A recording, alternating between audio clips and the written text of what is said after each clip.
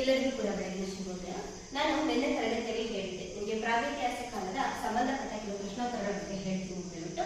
ಈಗ ಸ್ಪರ್ಧಾತ್ಮಕ ಪರೀಕ್ಷೆಗಳಿಗೆ ಬರುವಂತಹ ಕೆಲವು ಪ್ರಶ್ನೆಗಳನ್ನ ಮಾತ್ರ ನಾನು ಹೇಳ್ತಾ ಹೋಗ್ತೀನಿ. ಇನ್ನು ಮಿಕ್ಕಿದ್ದನ್ನ ನೀವು ಬೇಕಾಗಿರೋ ಟೆಕ್ಸ್ಟ್ ಬುಕ್ಗಳನ್ನ ತಗೊಂಡು ರೆಫರ್ ಮಾಡ್ಕೋಬೇಕು. ಈಗ ನಾನು ಕೆಲವು ಇಂಪಾರ್ಟೆಂಟ್ ಕ್ವೆಶ್ಚನ್ಸ್ಗೆ ಆನ್ಸರ್ಸ್ ನ ಹೇಳ್ತಾ ಹೋಗ್ತೀನಿ. ಸ್ಪರ್ಧಾತ್ಮಕ ಪರೀಕ್ಷೆಗೆ ಸಂಬಂಧಪಟ್ಟ ಪ್ರಾಗೈತಿಹಾಸಿಕ ಕಾಲದ ಪ್ರಶ್ನೋತ್ತರಗಳು. ಮೊದಲಾಗಿ ಕಲ್ಲಿನ ಆಯುಧಗಳನ್ನ ವಿಫಲವಾಗಿ ಬಳಸುತ್ತಿದ್ದ ಕಾಲವನ್ನ ಏನಂತ ಕರೀತಾರೆ ಅಂತ ಹೇಳ್ಬಿಟ್ಟು ಕೇಳ್ಬೋದು. ಏನಂತ ಕರೀತಾರೆ? ಶಿಲಾಯುಗ ಸಂಸ್ಕೃತಿ ಕಾಲ ಅಂತ ಕರೀತಾರೆ. ಶಿಲಾಯುಗ ಸಂಸ್ಕೃತಿ ಕಾಲ ಅಂತ ಕರೀತಾ ಹೋಗ್ತಾರೆ. ಕಲ್ಲಿನ ಆಯುಧಗಳನ್ನ ವಿಫಲವಾಗಿ ಬಳಸುತ್ತಿದ್ದ ಕಾಲ ಅಂದ್ರೆ ಕಲ್ಲಿನ ಆಯುಧಗಳನ್ನ ಜಾಸ್ತಿ ಯಾವ ಯುಗದಲ್ಲಿ ಬಳಸ್ತಾ ಇದ್ರು ಅಂತ ನೋಡಿದಾಗ ನಾವು ಶಿಲಾಯುಗದಲ್ಲಿ ಬಳಸ್ತಾ ಇದ್ರು. ಆ ಶಿಲಾಯುಗದ ಕಾಲವನ್ನ ಶಿಲಾಯುಗ ಸಂಸ್ಕೃತಿ ಕಾಲ ಅಂತೇಳಿ ಕರೀತಾರೆ. ಇದು ಆದ್ಮೇಲೆ ನೆಕ್ಸ್ಟ್ ಪ್ರಾಚೀನ ಶಾಸನ ಮತ್ತು ಹಳೆ ಶಿಲಾಯುಗದ ಸಲಕರಣೆಗಳನ್ನ ಮೊಟ್ಟ ಮೊದಲು ಕಂಡುಹಿಡಿದ ವಿದ್ವಾಂಸ ಯಾರು? ಈಗ ಪ್ರಾಚೀನ ಶಾಸನಗಳನ್ನ ಆಗಿರ್ಬೋದು, ಹಳೆ ಶಿಲಾಯುಗ ಅಂತಂದ್ರೆ ಅವ್ರು ಬಳಸ್ತಾ ಇದ್ದಂತಹ ಉಪಕರಣಗಳನ್ನ ಮೊಟ್ಟ ಮೊದಲು ಕಂಡುಹಿಡಿದಂತಹ ವಿದ್ವಾಂಸ ಯಾರು ಅಂತಂದ್ರೆ ರಾಬರ್ಟ್ ಬ್ರೋಸ್ಫುಟ್ ಅಂತ. ರಾಬರ್ಟ್ ಬ್ರೋಸ್ಫುಟ್ ಅಂತಂದ್ರೆ ಶಿಲಾಯುಗದಲ್ಲಿ ಬಳಸುತ್ತಿದ್ದಂತಹ ಆಯುಧಗಳನ್ನ ಸಲಕರಣೆಗಳನ್ನ ಮೊಟ್ಟ ಮೊದಲು ಕಂಡು ಹಿಡಿದು ಅದನ್ನ ಇತಿಹಾಸಜ್ಞರಿಗೆ ಪರಿಚಯ ಮಾಡಿಕೊಂಡಂತಹ ವಿದ್ವಾಂಸ ಯಾರು ಅಂತಂದ್ರೆ ರಾಬರ್ಟ್ ಬ್ರೋಸ್ಫುಟ್ ಬರ್ತಾರೆ. ಅಷ್ಟೇ ಅಲ್ಲ, ದಕ್ಷಿಣ ಭಾರತದ ಪ್ರಾಗೈತಿಹಾಸಿಕ ಪಿತಾಮಹ ಯಾರು ಅಂತಂದ್ರೆ ಬ್ರೋಸ್ಫುಟ್ ರಾಬರ್ಟ್ ಬ್ರೋಸ್ಫುಟ್ ಅವರನ್ನ ದಕ್ಷಿಣ ಭಾರತದ ಪ್ರಾಗೈತಿಹಾಸಿಕ ಪಿತಾಮಹ ಅಂತೇಳಿ ಕರೀತಾರೆ.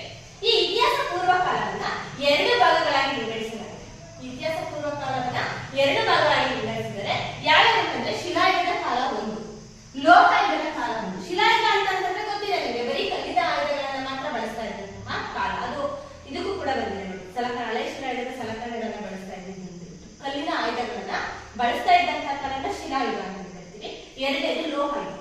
ನಮ್ಗೆ ಕಬ್ಬಿಣದ್ದು, ತಾಮ್ರದ್ದು, ಕಂಚಿನ ವಸ್ತುಗಳು ಪರಿಚಯ ಆಗಿದ್ದಂತಹ ಯುಗವನ್ನ ಲೋಹಯುಗ ಅಂತ ಕರಿತಾ ಹೋಗ್ತೀವಿ. ಇದಕ್ಕೆ ಘನಶಿಲಾಯುಗ ಅಂತ ಕರೀತೀವಿ. ಲೋಹಯುಗ ಅಂತಂದ್ರೆ ಕೇಳ್ಬೋದು, ಘನಶಿಲಾಯುಗ ಅಂತಂದ್ರೆ ಕೇಳ್ಬೋದು. ಲೋಹಯುಗ ಅಂತಂದ್ರೆ ಅದೇ, ಘನಶಿಲಾಯುಗ ಅಂತಂದ್ರೂ ಕೂಡ ಅದೇ.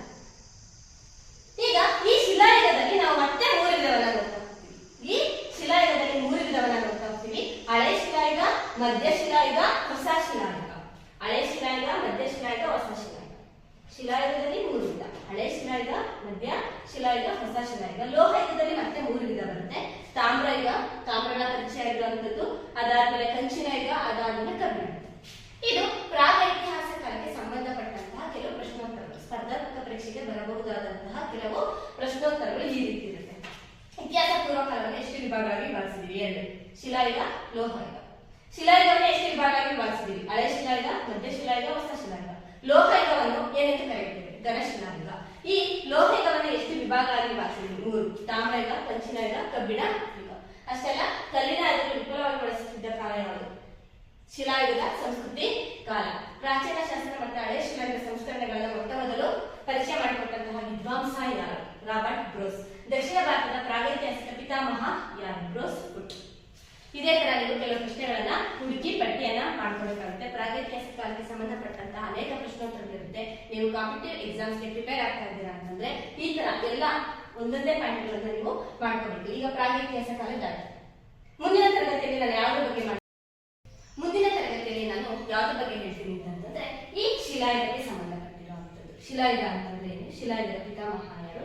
ಇದಕ್ಕೆ ಕಾಂಪಿಟೇಟಿವ್ ಎಕ್ಸಾಮ್ಸ್ಗೆ ಯಾವ್ಯಾವ ಪ್ರಶ್ನೋತ್ತರಗಳು ಬರುತ್ತೋ ಅದ್ರ ಬಗ್ಗೆ ನಿಮಗೆ ಡೀಟೇಲ್ ಆಗಿ ಒಂದೊಂದಾಗಿ ಹೇಳ್ತಾ ಹೋಗ್ತೀನಿ. ಹಳೆ ಶಿಲಾಯುಗಕ್ಕೆ ಸಂಬಂಧಪಟ್ಟಿರುವಂತಹ ಪ್ರಶ್ನೋತ್ತರಗಳು, ಮಧ್ಯ ಶಿಲಾಯುಗ, ಹೊಸ ಶಿಲಾಯುಗ, ಅದೇ ತರ ನೆಕ್ಸ್ಟ್ ಲೋಹಯುಗ.